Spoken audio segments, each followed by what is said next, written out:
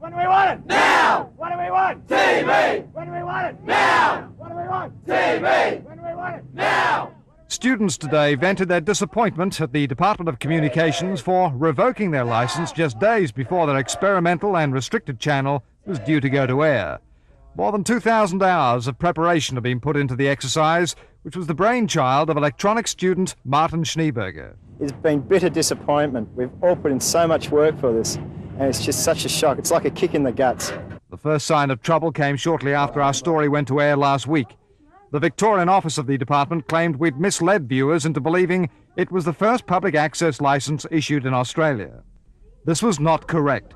Had they listened carefully, they would have heard quite the opposite. We applied for a public licence and they knocked us back on that because they don't allow it in this country. And then we reapplied for a sort of a private licence which lets us transmit to certain private audiences. Despite clearly stating the facts, someone in Victoria obviously misheard. A short time later, the Communications Department in Canberra ordered the licence be revoked.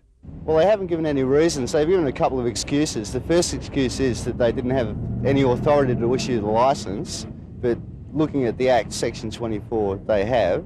And the second excuse is that the members of FACS, the Federation of Australian Commercial Television Stations, will be upset about it. But we rang them up yesterday and they said, why would we be upset?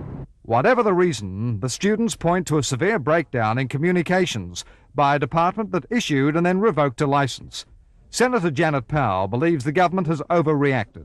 The revoking of the licence seems to me to be a gross overreaction. We need alternatives in television of all kinds, and this could have been one of them. But it seems that the department, if not the government, are not committed to that kind of exercise, and I really hope there'd be a rethink.